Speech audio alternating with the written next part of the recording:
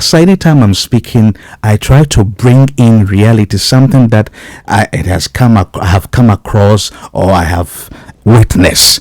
And so there was this lady who gave birth to one daughter, and during the delivery period, it was so tough.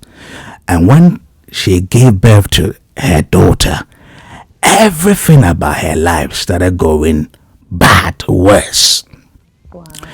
And every now and then, she continued to say to the little girl, since I gave birth to you, me say, we bad luck. No. We say. So the lady kept on saying to this young girl, and according to the story, when the lady shared with me, said this woman was celebrating her birthday, and the best gift her daughter could give to her was to write a suicidal note and tell the woman, I heard about it. yeah, mommy, since I am no use to you and always you do this, I am that, since I came into your life, things are not working. This will be the best birthday gift I want to give to you. I want to end it all so that you can have a better life. And this young girl committed suicide. Oh man. My question is, when you get yourself into this situation, obiara ne se de wosi wo na ebi wa ede nhire bi ba akoda bi nso owo no a na nyoma nyina aye basa no nche say akoda ne fault. But how are you, the mothers, been able to take the pain out? Me maame owo me osina me ti sopa into obrey. So then so wa fa an kan kyerɛ me bebree sɛ wote so na mabrɛ awofo no bi hɔ a ɛde bi ɛbɛ remind us especially mo soma na wankɔ a wo bra me brɛ. Sorry. I do it to my kids. I'm like, hey, I carried you for 9 months, 10 days. We need bread. Come on, get up and go get me a cup of tea. My kids all the time. You see, so yeah, Lauren, it's good you came in with that one. So now, when I heard the story, it really touched me. Please, I will steal some of your time, and let's do this one. When you bore a child or you give birth to a child and things don't go well, how are we able to be mindful of our words to the children, how we speak to them, and we talk to them? This young girl committed suicide because she had had enough of what she was hearing. And having all of you as mothers, how are we able to handle situations like this in our homes? Please. Okay. Oh, should I go fast? Okay. Okay. All right. Mothers. Bible says that the words that we speak are spirit and they are life. And so no matter how tough things get, don't bring yourself to that place where you decree bad things or speak bad words. Because the way words are, the kids will be 30, 40 years and that words will be still ringing in their head. It reminds me of the story of Jabez. And that's why we have that prayer of Jabez. Said, I bore you out of pain. So I even give you that name, Jabez. Bible said he stood up one day and he cried out to God and said, oh God, enlarge my coast. Change my He name. said, yes. And Bible said, and God answered him. And it reminds me of this story as well in the time of David. You know, I never knew this until I was doing this research about parents, you know, and how they speak over their kids. And, you know, before Solomon had that dream, and then he was given the sacrifice, and then the Lord asked him, what can I do for you? And he said, give me wisdom. His father David, some scriptures down, oh God, I need no else I would have written it down. But his father David, somewhere down, I think, was it in Chronicles or Kings, had already been saying to Solomon that he prays that the Lord will give him wisdom to rule over the nation. And so these were words that his father has been speaking to him Had about. already Yeah. spoken. Yep. And that was why when God asked him, Solomon, what can I do for you? He remembered the words of his father and he said, Lord, give me wisdom. Yeah. And so it just shows to say that the words we speak over our kids, it won't be maybe in that time when you are pained or you are upset or you are angry. And even if the child did the worst thing, we have to be careful of the words we say to them because 30, 40 years down the line, it will be manifesting in their, you probably will be dead and gone. But the enemy knows how to take things we have said. Maybe you forgot you were in the heat of the moment, you said those words. Yeah. But then the enemy will wait 30, 40 years down the line, the words will begin to manifest. And you'll be dead and gone, and your kid will be suffering. Yeah. Why? There's no point. If your kid does something, or if you give birth to that child and it's still, you are even going through stuff, why don't you go to God, who knows how to turn things around, and Yeah. ask Him to turn things around for you? Because you speaking these negative things over your kids, you're not Yes, helping yes, yourself, yes. and you're not helping that child either. Don't ever do it. That's true. That's Wow. true. Yeah. Thank you very much, Lauren. Thank you. Lady Rebecca, would you want to add something to it? Very, very emotional Yeah. moment. Thank you. Thank you so much. You see, you can only give of yourself, whether in words or in deed. A lot of, I believe this woman that you referred to did not know God as much, was Yeah. not exposed to the knowledge of God as much. A lot of parents have made, I mean, this is one of my husband's biggest messages when he preaches to parents about, parenting on his seminars. And one of the favorite scriptures that we look at is Psalm 127, verse number 3, that children are a heritage, they are a gift Mm. from God, Yeah. an offspring and a reward. And I remember one anecdote my husband always refers to is something that his friend, his childhood friend, mother used to tell him when he was growing up. And I want to say it in tree because it resonates better in tree. Or say abua only sin and a cow. That is the mom Oh, insulting the son. oh, Those days, abua only sin a cow.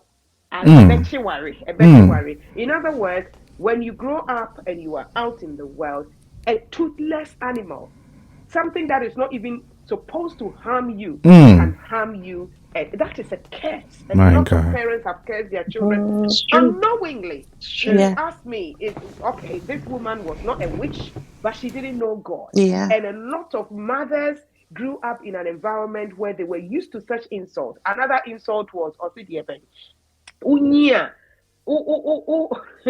It's like count to say one name so you feel like Oh in my fifre God. as in you will Mm. sweat. So these are Wow. all curses that some parents will Mm. just heap on their children Yeah. when they are Yeah. in that place of frustration. And again, it's all from those backgrounds of sometimes not the Saban kalameso. Abba. and some of these parents had irresponsible husbands in their lives. So they put Mhm. all their pressures they lump it into an insult or a curse, which they don't even know, and they throw it on their children. But thank God for the blood and Oh thank yes. God for the born again life because we're Yes. all coming from backgrounds where it has taken the grace of God. Even us sitting here, we would have been, a replica of what our forefathers used to do. That is how it was in the place where they were rooted in idolatry. All they knew were to insult and then get off That's right. the steam off their chest. And then now we have a lot of uh, um, your friend is saying therapies, etc., to deal with anxiety and depression and stuff like that. That was their way of dealing with some of these things. And they just burst out and say certain things that, of course, we know spiritually had lots of impact on people. And that is why at some point, Jabez had to go before God. So when you get to know God yourself, a time comes where you have to go and wrestle for your own Yeah. souls, for some of these utterances that have been spoken against you. I don't blame some of these parents too much because they were only operating within the knowledge that they had. But now, those of us who know, in the epistles, one of Paul's epistles, he says, if you know, now that you know that words are powerful, that Yeah. they are life and they are living, and you still speak some of these things to your children, you will be accountable for them, because actually God gave them to us as a gift. They are a heritage. That means we must take care of them and hand them back to God as trophies. These are the kids you gave to me, and this is what I've made of them. From the place of knowledge and understanding, you cannot give an excuse that I didn't know. So we all have a mandate. We all have, a duty, a responsibility to bless and not curse, to bless and not curse our children, no matter how much we are provoked. And again, to older children, we also train them when they know the right from wrong, that they also have a duty not to provoke. So it's a two-way thing. We don't provoke our children, and when they get to that place of maturity as well, they also have a sense and a duty to provoke the grace and the blessings from our lips by doing what they are supposed to do. And that is another topic for, when you're talking to adult children, because it's not just meant to be one way. It's a give and take. But of course, it starts from that place of us parents knowing our duties, our priestly duties as mums, as dads, or whatever, aunties, to play our part. Because I believe we will all give an account of how we parented and how we worked, or we teamed up with our parents as well, myself included. So it's nobody is free from the judgment of God. We just all have to be careful the way we play our roles, whether as moms, as sisters, as brothers, whatever position you're in. So yes, it's a shame that a parent could go all the way out. But if you dig into specific stories, some women have gone through a lot of torture, and it's unfortunate that they turn the torture onto their children. Yeah. Which is not meant to be so. That's right. And that's why we should pray for all and sundry, really. It's such a shaky world we live in now. A big amen. A big amen. I mean, you said something that most mothers no more pretty within the knowledge now or more into we are bad time nyanyamiasem, so that when you encounter situations like this, you can speak the word. If you don't know the word, you act based on your feelings. Your feelings, and that is why I am be brave. I regret. It takes a lot of work on to change your language. It doesn't happen overnight. There's somebody I take. She takes me as a mentor. We will say everything, but then in practice, sometimes it is hard. Yeah. There are all sorts of other strings attached. If you are a single mother with 3 different husbands, or 3 children from 3 different men, let me take it that way. And the men are not playing their it's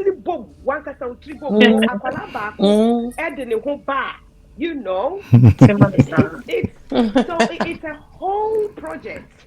Trust me, it's a whole project. So one thing I say to people, mothers, it's still your choice anyway. If you went into one man and another, it was a choice you made, and you must take that responsibility. And if at work you can't say anything nice to your child, just be quiet. My husband used to say a joke that if you can't keep quiet, just insult them with good insult, like your head like a professor, or your mouth like a star, or whatever. At least that is better than telling them that their head is like an iron or something like that. And that was a joke, but at worst, just keep quiet and them. Just keep quiet and look at them. Lord, you are everything that we need. Great song also coming from Lady Archer right here. Lady, Baby, wrap it up. Nah, you release a prayer for all mothers. Nanka, I wanted us to finish by an hour by the atra. And with all this we've been talking about the story, do you have any contribution you want to add to what Lauren and Lady Rebecca has already said? I think Lauren and Lady Rebecca has said pretty much Mm, everything. You know, motherhood is one of the greatest things, but mm, yet the most hardest thing, and a lot of mothers, that have been saying bad things to their children have said it out of a lot of them out of ignorance, a lot of them out of frustration. And like Lauren and Lady Rebecca has both said, words are powerful. And I say that to my children all the time. I'm like, words are powerful. Be careful what comes out of your mouth. Because I didn't know, you might go back and say sorry. You might go back and apologize. But sometimes the sorry does not do anything to the words that had already been spoken. So Yeah. we have to be extremely careful what comes out of our mouths. Our children were not asked to be born. Mm.